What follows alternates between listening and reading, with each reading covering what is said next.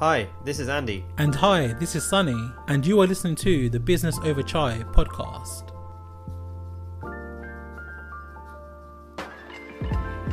Our mission is to share startup stories that will inspire the next generation of entrepreneurs across the South Asian community.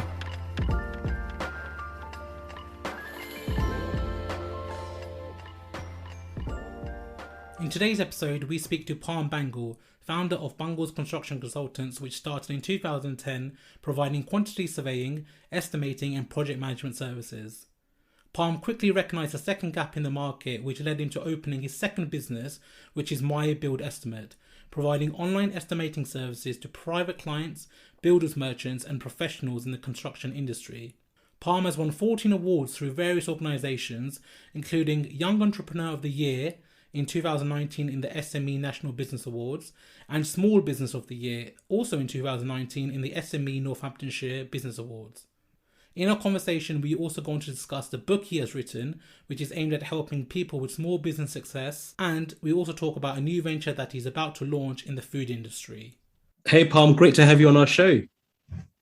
Hey Sunny, Andy, good to be here. Thank you for having me on.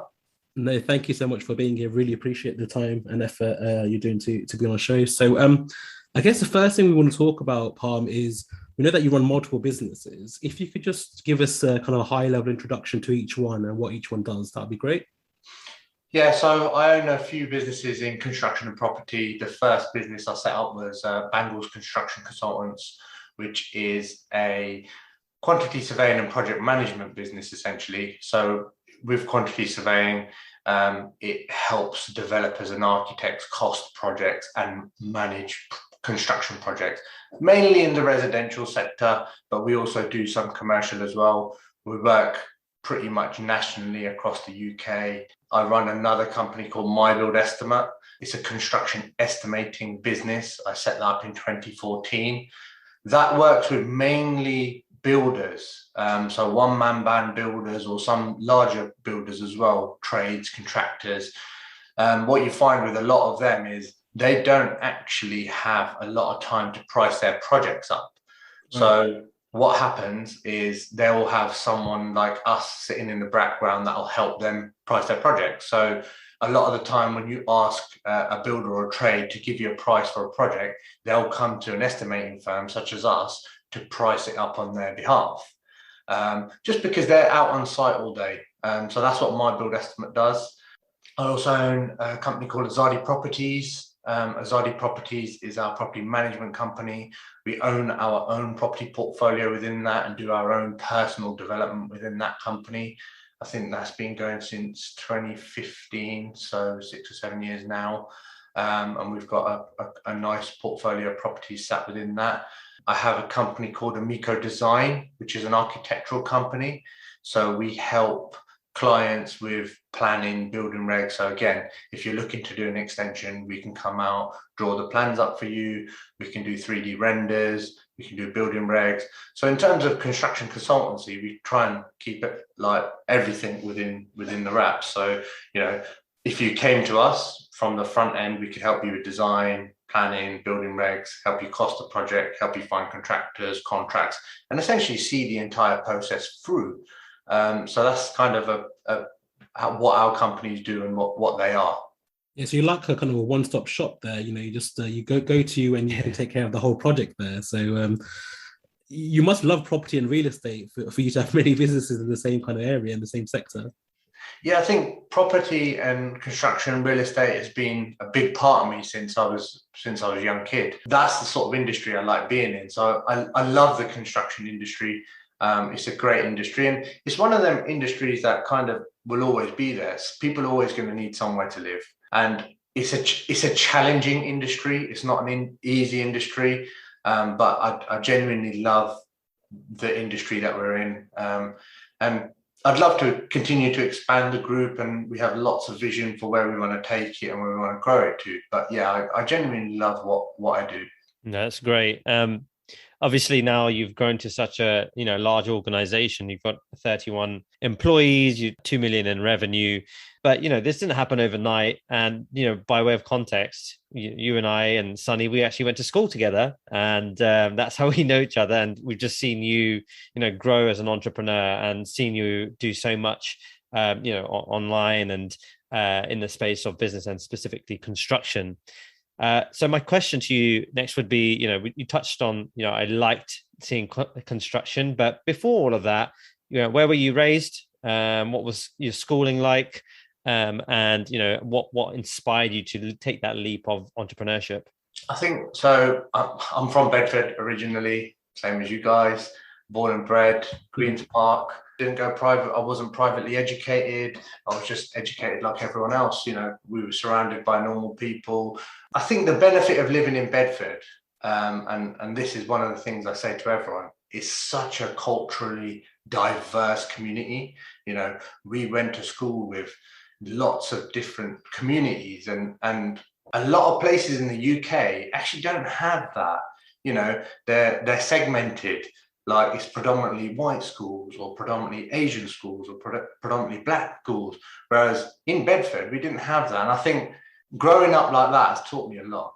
And it taught me a huge amount. And I'm very grateful for where I grew up. I moved to Birmingham, done my degree at Birmingham City University in quantity surveying. I've done that as an apprenticeship. So essentially was doing day release there, but I actually lived in Birmingham, working in Northampton. So I was traveling back this way.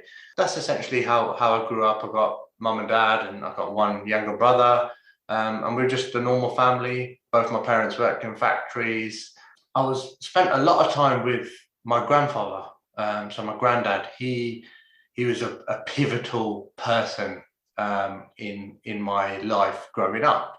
And that, I think that generation of people are all about hard graft. They came from India, they came with nothing, and they built us up to where we are today. So, yes, I built an incredibly successful company, but I'm very grateful for the decisions that they made and he made to come here and set up a better life for us. And it's because of that we're able to do what we do today.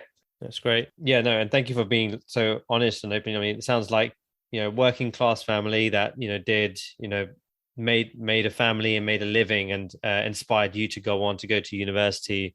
After university, you went into an apprenticeship. Could you share us how that went? You had some interesting experiences there as well. Yeah, I think the apprenticeship was great for me because actually the company I worked for funded it all. I was working, so I was gaining a huge amount of knowledge. And that's the difference between people that don't do an apprenticeship and people that do an apprenticeship. The beauty is that after my apprenticeship, I had a good amount of experience and I had a great CV, but I had my degree as well.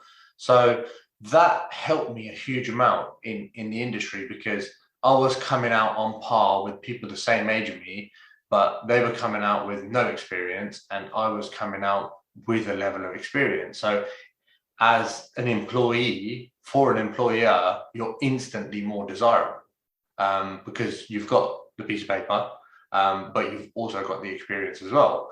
So you're kind of a few steps ahead of a lot of the other peers that you're with, which helps a lot. Yeah, no, absolutely. And I guess when you went to do your degree, was the idea always going to be that you're going to be working for other people? Or did you have there somewhere in the back of your mind that maybe I'd like to own my own kind of business someday? You know what? The idea was always to work for other people. I didn't actually aspire to own my own business. I never actually even thought about that. When I was working, I quite enjoyed my first job and enjoyed working where I did. And I never really thought, I'd love to do this for myself. I always knew I wanted to be successful, and I always knew I wanted to buy property and build things. As for, did I want to run a business or the business that I'm in? No, I didn't. I knew I wanted a property portfolio, and I knew I wanted to do construction, but I didn't know that I was going to be running a business or I didn't really want to run a business. It was never in my mind. So then what happened? So what happened during your apprenticeship that made you, have a little kind of moment saying, actually, let me think about running my own business or do something for myself? So after I finished my apprenticeship, I actually moved to another role. So I moved to a job in London. At the time, it wasn't a good move. But now when I look back, probably the best move I ever made.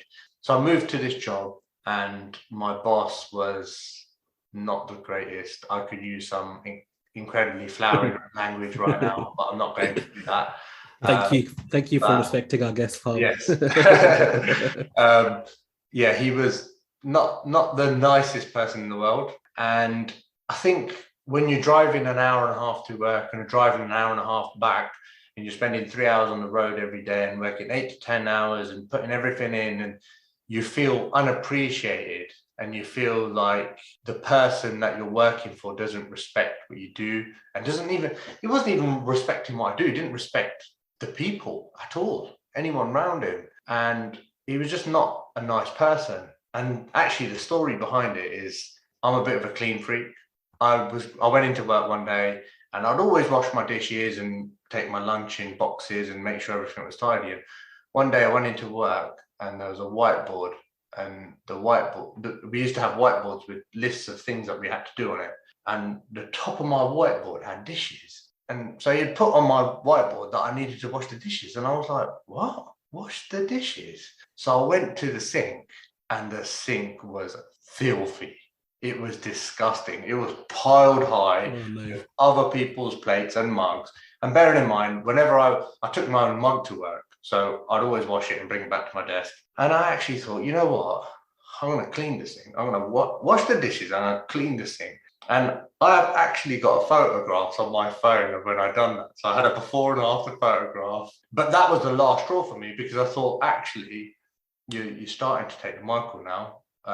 I hardly ever even use the kitchen, and you want me to wash everyone in the office's dishes? Like, have some respect, mate. Like, I'm not better than that, but there comes a point where you say to people, like, you need to wash your own dishes, not get one person and single them out and go wash the dishes. So I waited for him to come into work, and I told him where he could stick his job, again with some flowery language, because I was extremely annoyed. And I left my laptop, my phone, everything, just left it there on the desk. I said, not working my notice period. You are this, and this. I'm out of here. And I left. And on my drive home, I thought, oh my God, what have I just done? Coming from a hardworking family, I thought, I'm going to get home and get one clip around the head for quitting my job without finding another job. And, even today, I'm 33 years old. We respect our parents. If my mum wants to give me a slap, she'll still give me a slap. And so I was driving home thinking, yeah, I'm going to get some flowery language from my mother now. But you know what? I left, and I thought, actually, I've made the right decision here, because I can't do this. I always knew I was very good at my job. And you sometimes know in life when you're good at something, especially when you have a passion for something. So I always knew that I'd find another job. And when I got home, I thought, actually, this is not brain surgery. I know the job. Why can't I just do it for other people? So I thought, actually, I'm going to set it up myself and just do it myself. And I roped in a few family members. I got my brother-in-law to make me a website. I got one of my cousins to design me a business card, and I thought, you know what, I'm going to do this. I'm going to give it a year. I'm going to see how it goes, and I've never looked back since then. All thanks to a pile of dishes, eh? All thanks to some dirty dishes. All thanks to some dirty dishes. So yeah, like I said, it was a horrible experience, and it was a bad move for me to move from the company I was working for to this company. So every kind of decision has a consequence. And I think that was the path I was supposed to take. No, that's really good. And, very dramatic end to your first job, which is unfortunate, right? At the end of the day, you just graduated. This was your new and first opportunity straight after university. And then there you go, the work culture was just not right, and you were being mistreated. And I think a lot of people, even in previous conversations in our podcast have talked about how important work culture is. And that's probably shaped you going forward about how should I, as an entrepreneur, or should I, as a business owner, create culture that, inspires not only you, but your clients, but also your own employees. So I love the fact that, while it was a very, not so pleasant experience, I'm sure it's shaped you in the way that you are today and how you think about work culture. Yeah, absolutely. I think anything bad that happens or anything that doesn't go right for you, you have to take a learning from it. And if you don't learn from it, that's then your mistake. But you want to try and learn from other people's mistakes. He made a mistake and he lost someone good. And I will always try and ensure that our employees and our team here don't have that same experience. And we try and have a different environment.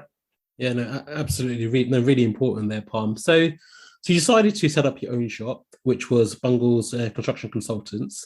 And then you talked about how your family kind of pitched in to help with, the various things that they could, like setting up a website.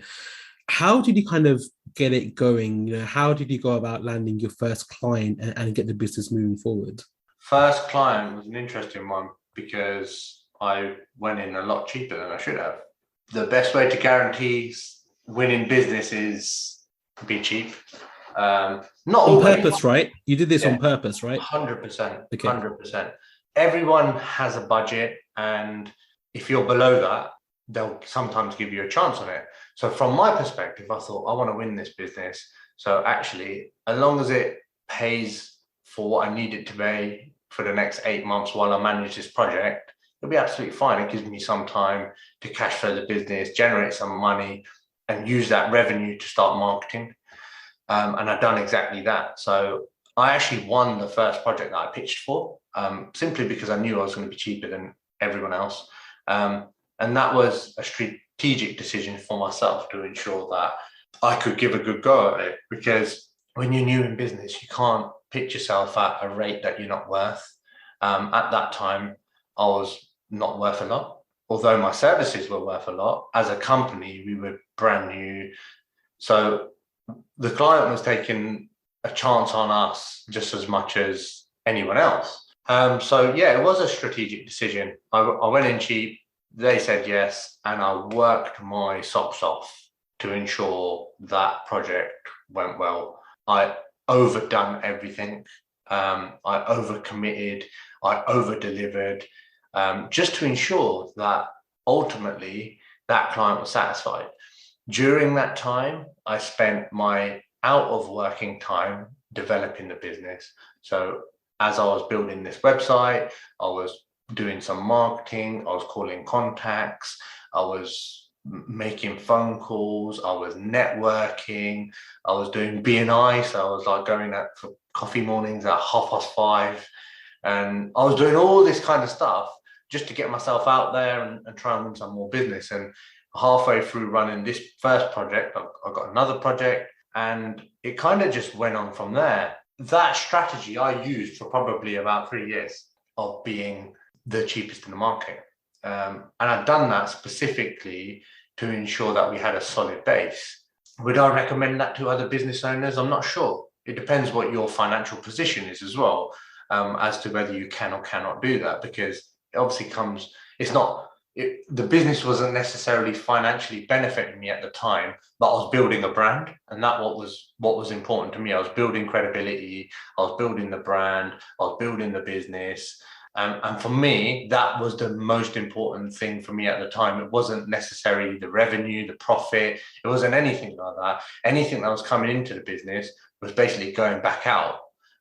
It was going back out on marketing, it was going back out on PR, it was going back out on networking. And that was very much how I started my business. And was that because you kind of realized that the industry is one where if you do a good job, you're going to get kind of repeat customers? Absolutely. I think that's with any business. I think if you do a good job for people and people like you, that's really important. People have to like working with you, because mistakes will always happen. So you can say about doing a good job, I've had projects that haven't gone well, and we've done a good job in the end, but during the process, it hasn't gone as swimmingly as it should have done, which you can't always guarantee that that's going to happen.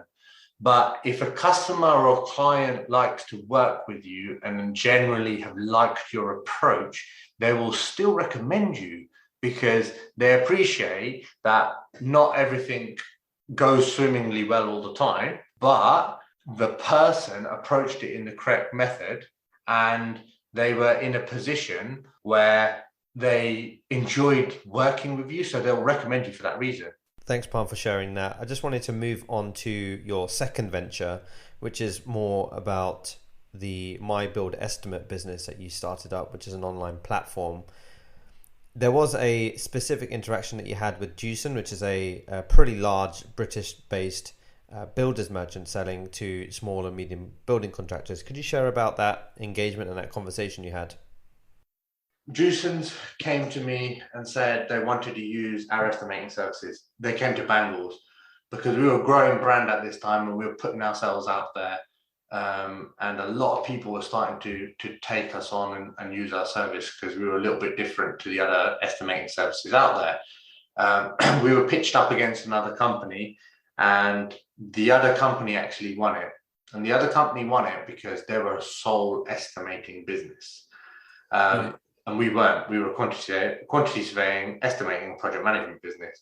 So Jewson didn't want to work with someone that had lots of different tails to their business. So that's how My Build Estimate came about. My Build Estimate came about because I lost that contract.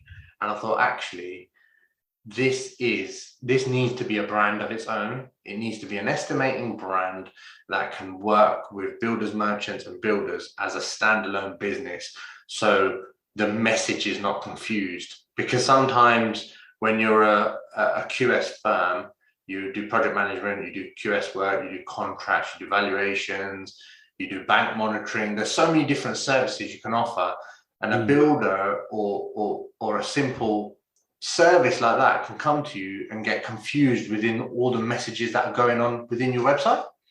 So I thought, actually, this deserves to have its own brand. So I thought, let's set up our own brand for this. So then My Build Estimate was born, and it was a sole estimating business for that purpose.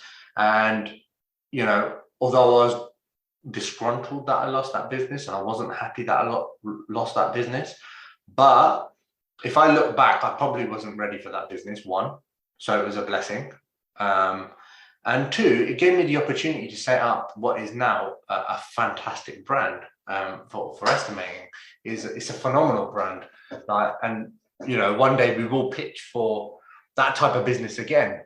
But at the moment, we're just trying to get our systems and processes bang on, really perfect. And we're growing the business.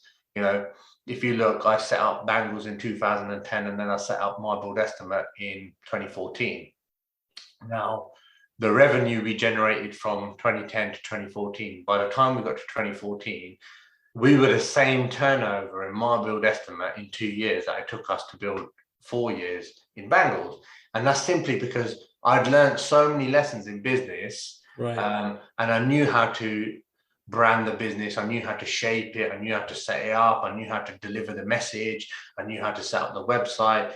I got there a lot quicker than I did with Bangles as the initial brand. But that will always be home for me. Bangles Construction Consultants would always be home for me.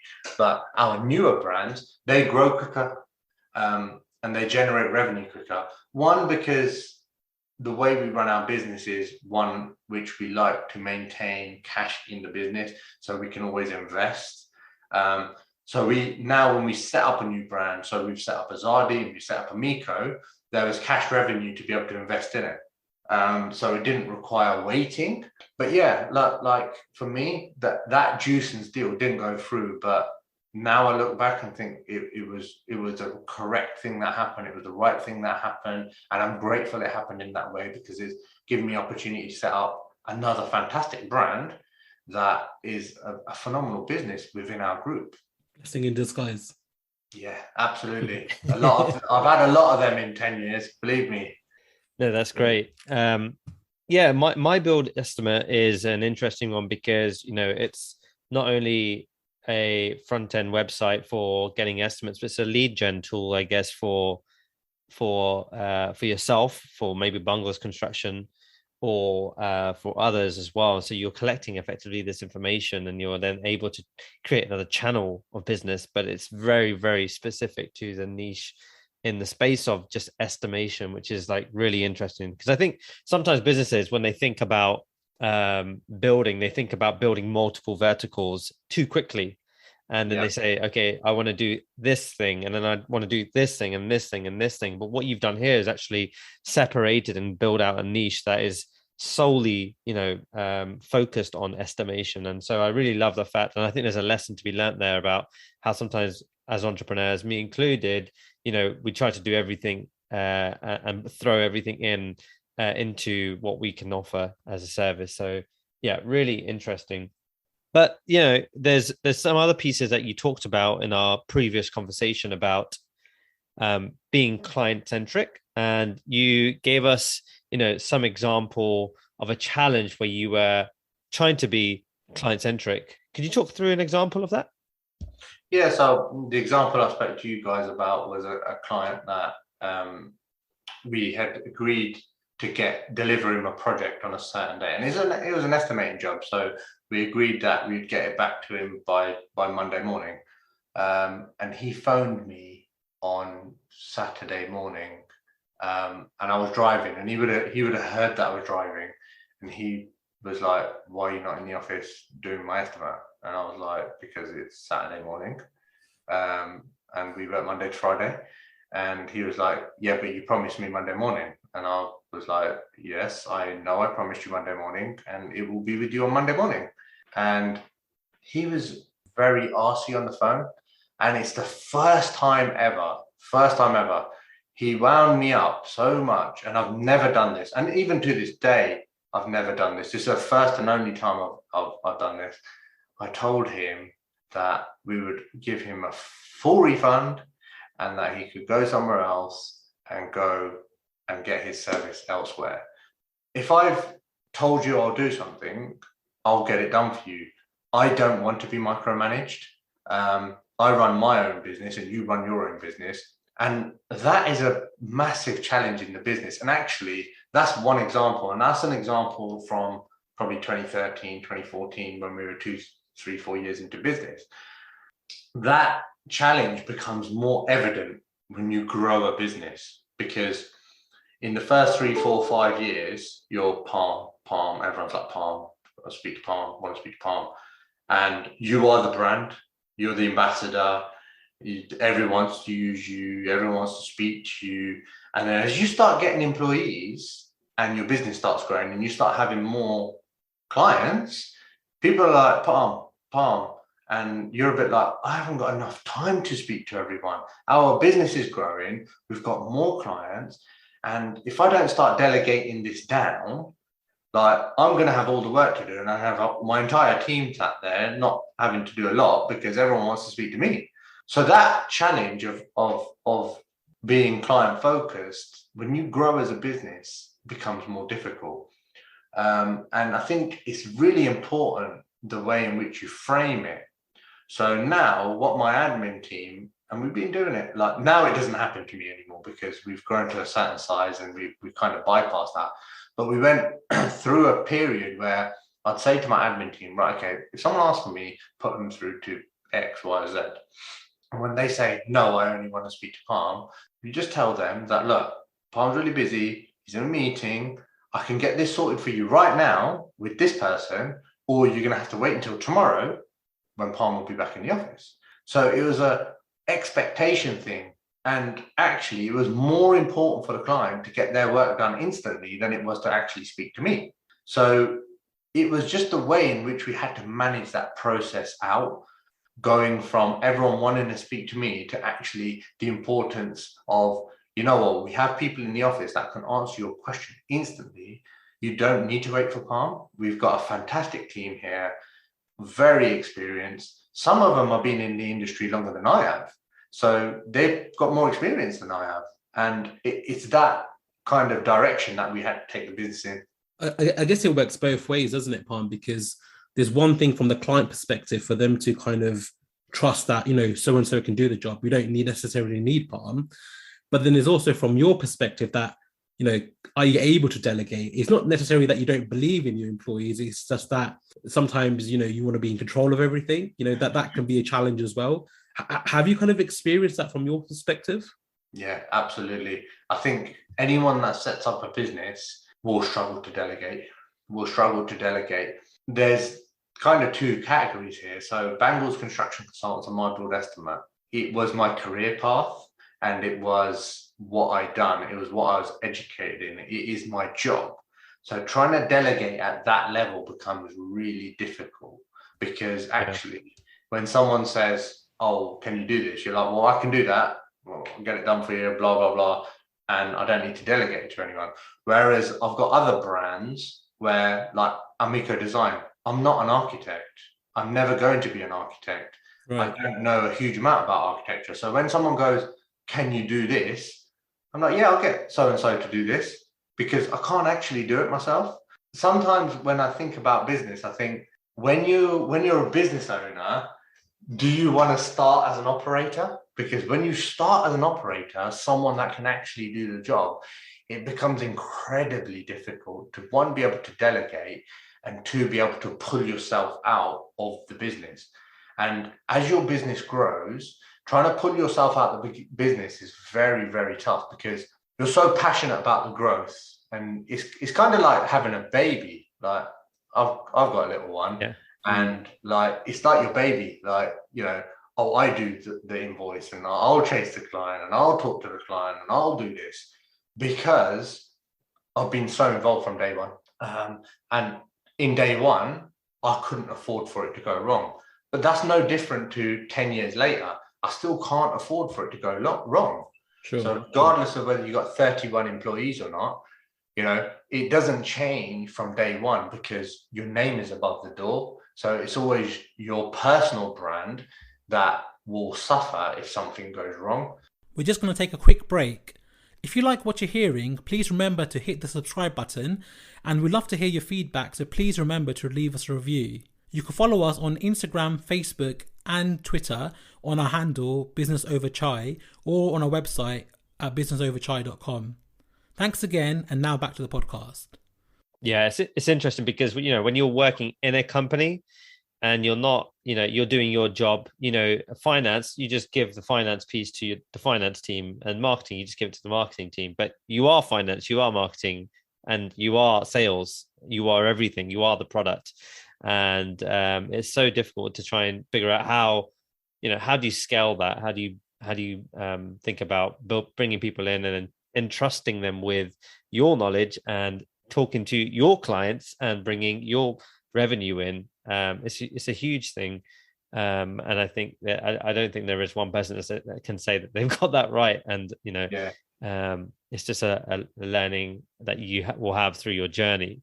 I want to go into the next section about the leap from solo to becoming an employer. Now, we talked about this again in our previous conversation about the worries that you had going from, the affordability aspect of having staff, but then like a delegation is one part of it, but actually, building and buying talent into your organization is another. So could you talk through some of the challenges you face going from solo to then actual employer of people? I think being solo, you only have to worry about yourself. So if you have a bad week or you have a bad month, it's fine. You can usually cash flow it and you'll get through it.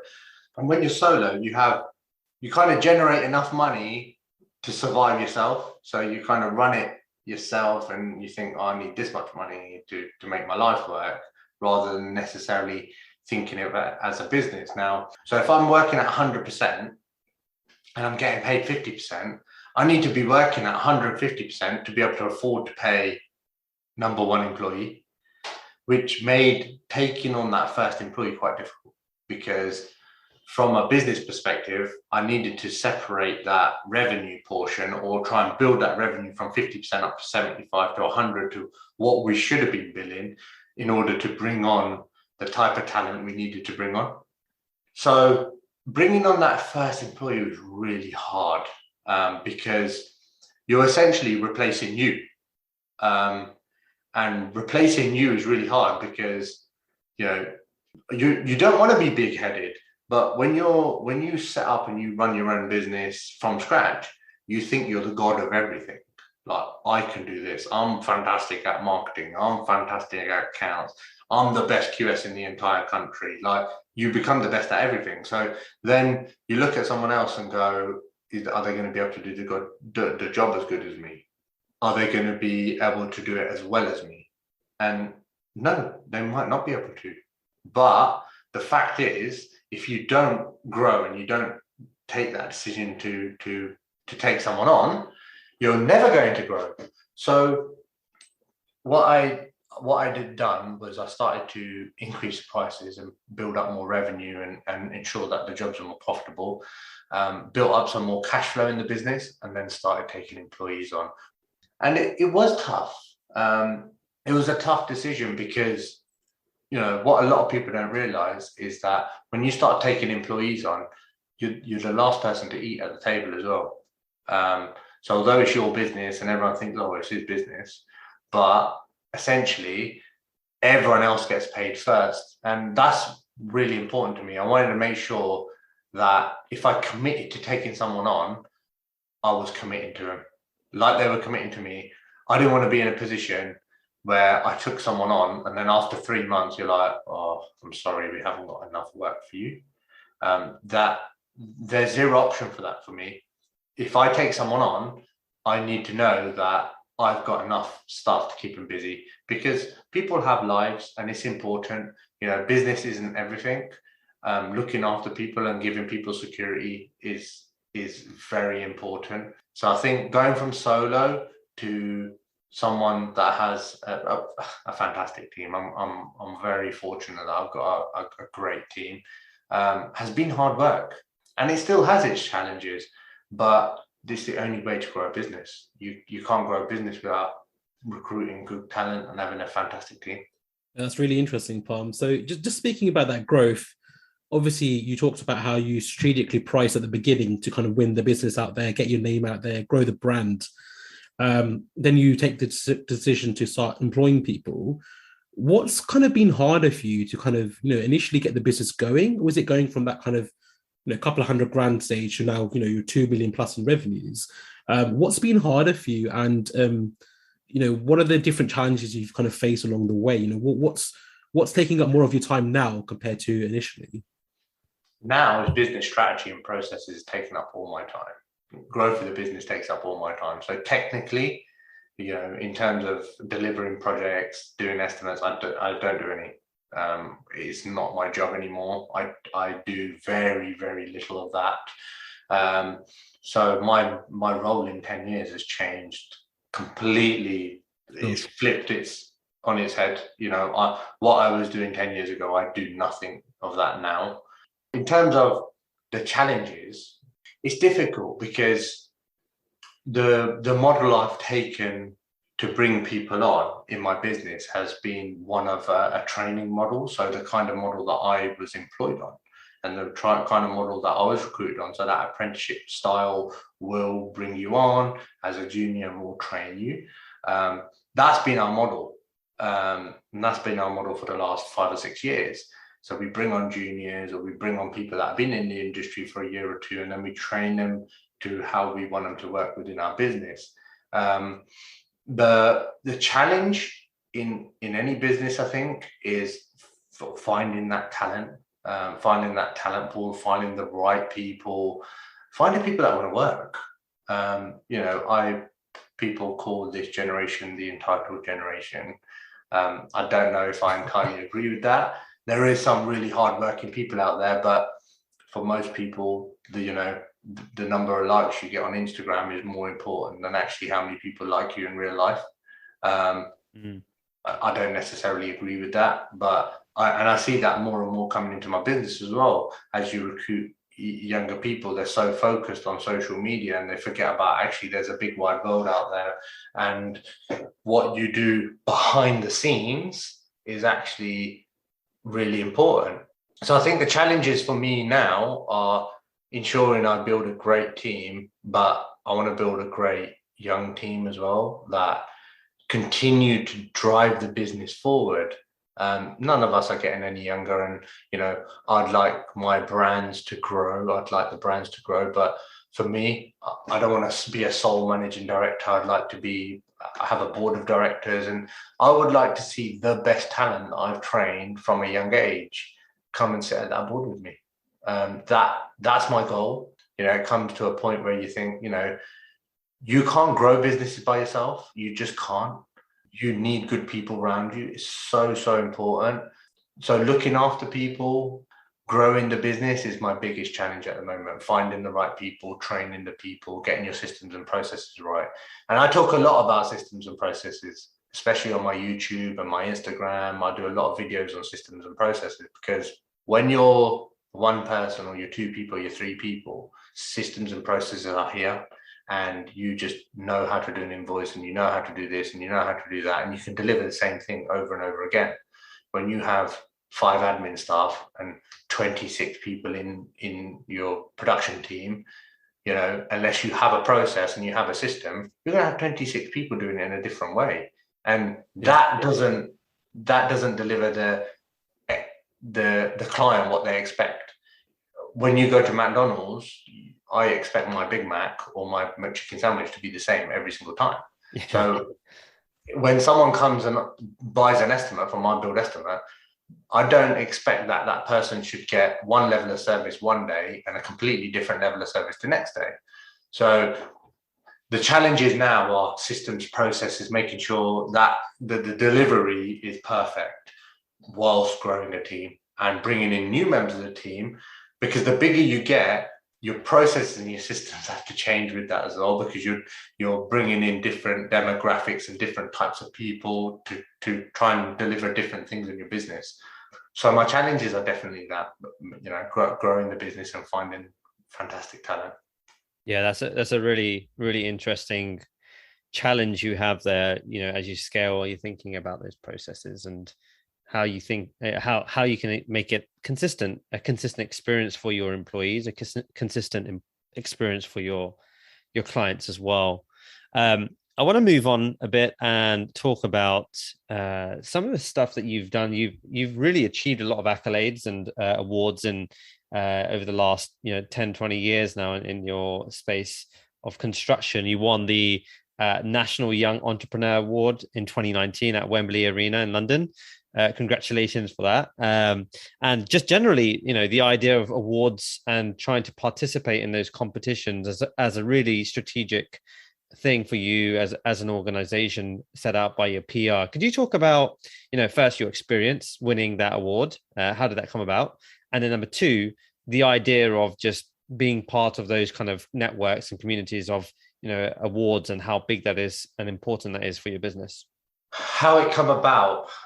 So I employ a PR team who look after all of our PR, and again, everything we do in our business from day one, there's always a strategy behind it. All my decisions are always strategic.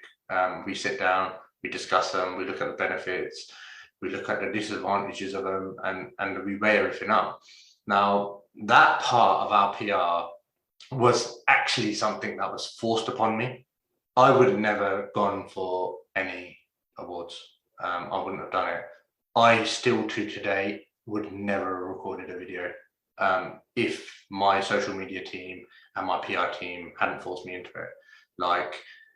Again, when you employ good people, they force you to do things that you don't necessarily want to do. Just like I force some of my team to do things that they don't want to do, I'm being constantly forced to do things that I don't necessarily want to do. Now, it came about from when my PR team come to me and said, Parm, you've got some fantastic businesses, you work your ass off, I think you can win some of these. We need to go, we need to do it. So I was like, my first award that we went for was actually Young Business Person of the Year in Northamptonshire 2017. We got shortlisted, so I got shortlisted for that, and I was like, well, got to buy a suit now. go to the awards. People are like, are you nervous? I was like, not really. You just didn't care. Yeah, I actually genuinely did not care. And it sounds so stupid now that I went there and I was like, what am I doing here? What am I doing? It's like a Thursday evening. I just didn't want to be there. And I kind of felt like the biggest thing for me is I felt like I didn't deserve to be there. And that was the biggest thing for me. And I went there and I was like, if I don't win, I don't win. I don't really care. Like, I didn't expect to win. I didn't go there with the expectation to win. So they get through these awards and our award comes up and they're like, the winner is, announced my name. And I looked at Karen, my wife, I looked at her and I was like, me? And she was like, I guess so. You're going to have to go up and get your award. So I went up, got that award, took a picture, and I posted it on LinkedIn. And that post got 33,000 views. And I was like, what? And my PR lady was like, see, I told you. And then I was like, right, okay, we need to get serious about this now. Like, what do we do? Like, what can we do? And so we got really serious about it. And we went down a strategy of actually doing it more seriously. And, you know, a lot of people go, oh, you get so many awards. But it's not about the awards.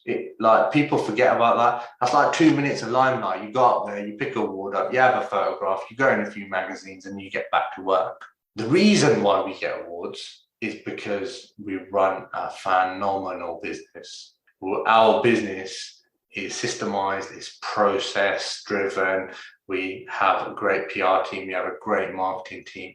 I work 12 to 15-hour days. Still to today. Like, I'm talking, I work more hours now than I did when I first started my business. So awards for me, like, people see you and go, oh, you're doing really amazing, but they don't see, you know, the bit behind it. So I read this phenomenal stat about Usain Bolt. In his entire career, the guy's only run like 300 seconds of competition time. 300 seconds, like 5, 6, 7 minutes, right? And you think actually 100 meters is 9 seconds, 8 seconds. Yeah. But that's just a show, isn't it? It's just, that's the show. Everything you have to do is behind the scenes that the people don't see. The day in the life of, like, the waking up at 5 o'clock. That's what wins you awards. It isn't the fact that you're just there and people love you and, you know, it's all flowery. We win awards because we graft and we work hard. We work hard at everything we do. Everything we do, we go 110%. You know, if any strategy that's working, we go 110%. It's not, oh, let's just do it 50% and see what happens. We go, if that's the strategy, go with it and go with it properly. So awards for me has been a massive part of the strategy in the last few years. And that, the accolades are great. We've won probably 13 or 14 awards in 5 years. And, you know, I'm grateful for all the awards that we've won. But for me, them awards that sit in my cabinet downstairs, they represent what we do for our clients. They're not a representation of me, and they're not a representation of anything, really. That's what they represent for me is the graft and the hard work and the passion and the drive and the love for the business. That's what they represent for me. You talked about, I mean, if it wasn't for your PR team, you wouldn't have recorded a video or entered awards. So I've got to ask you, were you forced to do our podcast today as well? No, I wasn't. I love you guys. Went to school with you. I could never say no to you. You know, we're aware that you're also writing a book, 5 Steps to Small Business Success, which is going to be released or published later this year. Could you share a bit about what inspired you to write the book and how you're going about it, and what are some of the lessons that you're going to be teaching in that? Yeah, I think so. For me, I've always felt like I'm a good business owner, and I'm an entrepreneur. Hence why we set up several businesses. Last year, I started coaching and mentoring people, and it helped me to understand that people don't really understand all the relevant steps required to run a successful business. So for me, it was about teaching people that in an easy way. People try and overcomplicate business, and they try and make it out as if it's brain surgery when really it's not. It's simple steps, and it's just being able to put them simple steps together. It's like building a building. You start at the foundations and you get to the roof, and then you do the internal finishes. You can't build a house by doing the roof first. So there are simple steps to follow. And I think, that will be marketing, sales, delivery, follow-up. It's a strategic process. You market to the people, you then sell to them, they buy your service, you deliver the product or service, and then you ask them if you've done a good job, and they would use you again, and they'll recommend you to any of the friends and family. That's it. That's business. In between that, you have other bits that you have to slot in, like understanding your accounts, understanding your legals, understanding how to put websites together. But fundamentally, it's a step-by-step process. And I think that's what the book's about for me, is teaching that to other people. And that's what the mentoring and the coaching is. Because a lot of my clients on the mentoring and coaching side, they're phenomenal at what they do. They might be a fantastic plumber or a roofer or a plasterer or fantastic at buying property, but they're missing a piece of the puzzle. And every business requires every piece of the puzzle, because any piece falls down, that's where your business will suffer. If your marketing falls down, you ain't going to have no sales to make. If your product or service falls down, you'll soon end your business, because no one's going to use it again, or no one's going to buy it again. So it's just the fundamentals of how you put all the pieces together and how you maintain all the pieces and improve all the pieces. That's great, Parm. And what about you personally? So what kind of projects are you focused on in the future? So we're venturing away from construction. Never thought I would do this, but it's a business that I've been very interested in for a long time. And when I say venturing away from construction, I don't mean that we're not doing construction anymore. Our construction businesses will continue to flourish. And as I mentioned, we are looking to get to 100 people, and we are looking to grow all of our brands. Yeah. But we are opening up a wings and burgers restaurant. It's going to be like an American sports bar in Milton Keynes. It is completely different to what I'm used to, but it was an opportunity that presented itself to me. And I'm a massive foodie. I love food, I love hospitality, I love entertainment, and I think it was an opportunity for me to do something different to what I've been used to. All the businesses that we've set up today have all been within the construction and property arena, and this for me is outside of that arena. But I'm always willing to learn new things, and I'm always willing to push the boundaries and see what we can do. And I'm really excited for our new business. I'm really excited to launch it, and we're hoping our launch will be in 3 weeks. And yeah, we'll see how that space goes for us. What's the name of the restaurant? Have you got a name yet? Yeah, the restaurant's going to be called Wing Kings. Awesome. So it sounds like this conversation is going to be coming full circle. It looks like you are going to potentially be washing the dishes now, then, right? back in the restaurant. Are you I will be washing dishes. I'm joking. Will you be there, or is this going to be managed by somebody else? We've got managers. We've taken on managers. I'm hoping not to be there. I'm trying to run it like a hands-off business. During the conversation, I spoke about some of the disadvantages in knowing the business that you run, and being someone that actually does the job within your business can be a disadvantage, because you suck yourself into it. I'm not necessarily a chef. I've never been a waiter. I've never been a bar staff. I've never done any pot wash. So for me, we're setting up a business, but I'm hoping I'll get key members of the team that can look after that, and they'll run the business, because that isn't what I do. For me, this was a different challenge where I'm an entrepreneur and I wanted to do it, but I don't necessarily want to be hands-on in that business doing day-to-day activities. So me and Andy should keep ourselves free for the launch party then, Parm. Absolutely. Brilliant. We'll be there. Absolutely. Yeah, thank you again, Parm, for this conversation. We want to, ask this question we ask to all of our guests. If you were to have chai with 3 guests, living or otherwise, who would they be and why? Tony Robbins, Richard Branson, Cristiano Ronaldo. I don't support Man United. Oh, interesting. Oh, that is interesting. Okay. Tony Robbins, for those that don't know him, is a life and business coach.